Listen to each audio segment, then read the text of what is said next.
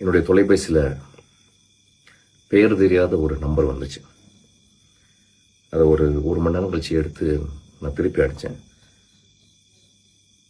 அப்போ நான் ரோம்போ சங்கர் பேசுகிறேன்னா அப்படின்னு ஒரு குரல் அழைத்தது. நான் ரோம்போ சங்கரை நான் விழாக்களில் பார்த்துருக்கேன், படங்களில் பார்த்துருக்கேன், நேரில் பார்த்ததில்ல.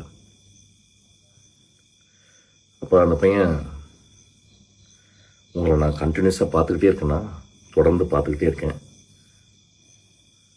உங்களுடைய இந்த சூப்பர் சிங்கர்லாம் நான் பார்க்குறேன், எனக்கு ரொம்ப சந்தோஷமாக இருக்குன்னு உங்களை பார்க்கணுன்னு சொன்னார். அவர் சொல்லிகிட்டே இருக்கும்போது எங்கள் மனைவி உங்கள்கிட்ட பேசணும் அப்படின்னோடனே அந்த மனைவி பேசினாங்க என்கிட்ட. பேசும்போது என் அண்ணான்னு அழைச்சாங்க.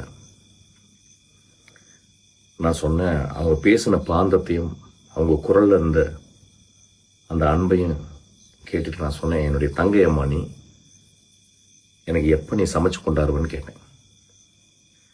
ரோபோ சங்கர் அந்த செல்லை பிடிங்க, அண்ணா உங்களுக்கு என்ன வேணும்னு சொல்லணும்னா நான் காலையில் போயிட்டு வாங்கிட்டு வந்து உங்களுக்காக சமைச்சு கொண்டாருன்னா அப்படின்னு அந்த தம்பி சொன்னான். இந்த 10 நாளைக்குள் இந்த வாழ்க்கை எப்படி புரண்டு விட்டது, அது என்னமோ தெரியவில்லை. மனிதர்களை மகிழ்விக்கும் மகா கலைஞர்களை, நகைச்சுவை கலைஞர்களை இந்த உலகம் இருட்டுக்குள் சீக்கிரம் அழைத்து செல்கிறது. விவேக், அதுக்கப்புறம் இப்போ ரோபோ சங்கர் ஒரு மெழுகுவர்த்தி போல் தங்களை வருத்தி கொண்டு இந்த உலகத்திற்கு வெளிச்சத்தை கொடுக்கும் இந்த மனிதர்களை, இந்த மகா மனிதர்களை, இந்த உன்னதமான கலைஞர்களை இந்த இயற்கை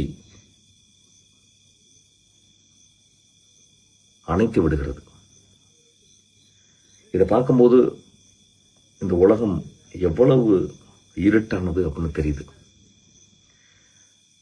அந்த தங்கை எனக்கு எப்படி உணவு பரிமாறுவாள், அந்த அந்த அவ்வளவு அன்பு கொண்ட அந்த உள்ளம் பக்கத்தில் இல்லாமல், அந்த ரோபோ சங்கர் இல்லாமல் எப்படி எனக்கு உணவு பரிமாறுவாள் என்று தெரியவில்லை.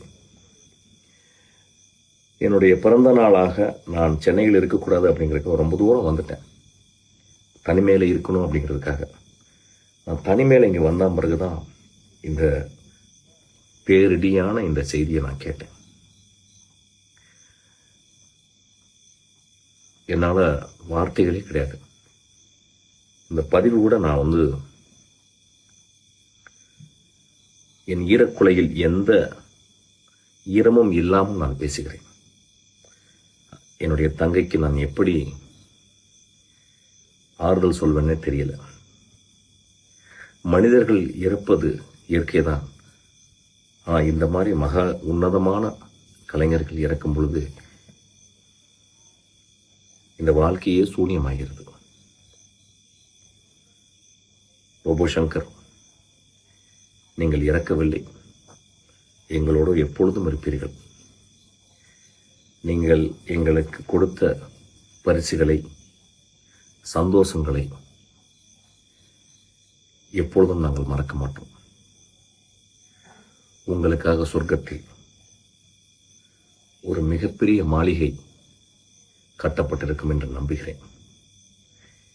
என் தங்கைக்காக இந்த இயற்கையை நான் பிரார்த்திக்கிறேன்.